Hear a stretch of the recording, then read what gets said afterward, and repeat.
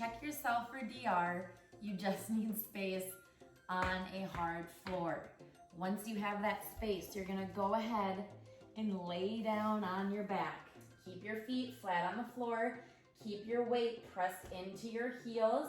You're going to take your belly button and we're going to draw it into your spine while we exhale a certain way, and your hands are going to be behind your back with your elbows pulled back, and you're going to lift your shoulders up off the ground while you roll your hips in and draw that belly button in. That's going to create a space for you to lift those shoulders up and for you to see what your ab separation is really like. So this is what we're gonna do. We're gonna walk through it. Pull those feet in, knees are up, your hips are stable, feet are hip width apart. You're gonna pull those shoulders back and pull those hips under, and you're gonna pull your rib cage in. I don't wanna see this. You should not have your rib cage open. You wanna pull down and engage, okay? So from here, hands go back behind your head, pinch your shoulder blades. You're gonna exhale. So I'm gonna relax and show you.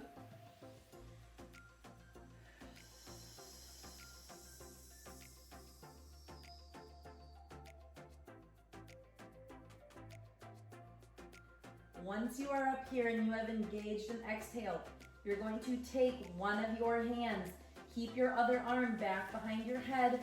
Don't pull your head, just have it back there, pulling your elbow back. You're going to keep engaged and walk your fingers up and down the midline of your body while you're keeping your engagement. Don't let it go. Start at your belly button, keep those shoulders up.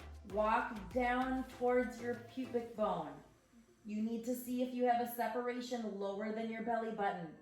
Then go back to your belly button and walk all the way up to your xiphoid process or your sternum bone. That's what you would think of it as, okay? Once you feel a separation, if you do, take your fingers like this, start with 4, and stick it into the separation.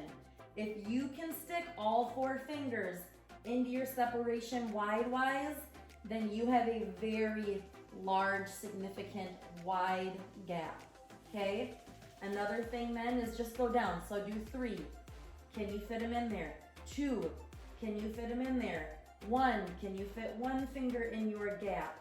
And then from there, how deep can you push it into your stomach? Can you push it really deep? Because you have layers. That's how you check. You have layers of your abs, not just these abs you can see on the outside. You have a corset, you have your transverse abdominis, that pull under. You have a lot of different layers going on there. And if you have layers underneath that are also stretched out and separated, you might be able to take 2 or 3 fingers and push them knuckle deep down into your stomach. So we need to know how deep is the separation so that we can really work on internal, external, transverse, the whole 360. We're pulling it all together. And then also how wide. So after my firstborn, I had a 4-finger gap. And let me let you in on a little secret. It is because I was doing the wrong things during that pregnancy, and I was not being careful and taking care of my core as my belly expanded. And I was doing planks and I was doing burpees and things that I was physically capable of doing, but they were not smart to do during pregnancy while working out to make sure that I was staying strong rather than actually making the separation worse. Because as your weight hangs down on your abs, and you go to do things that you're bending over and baby is pushing all of its weight up against your abdominal cavity, all it's doing is putting more and more pressure on those abs, and they're separating more and they're making a bigger gap there that is gonna have to be healed and come back together postpartum. Same exact thing happens with your pelvic floor.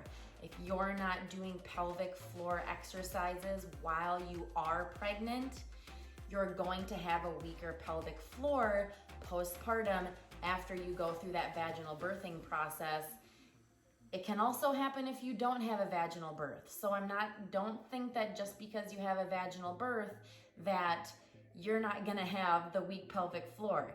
You can still be a C-section mama and wind up having pelvic floor issues. So that is how you check yourself. Go ahead and start there by checking. I'm curious if you do have DR or if you have had a separation and you have healed it and you have overcome that separation. I would just love to hear from you. But any questions, any comments, go ahead and drop them in the comment section below.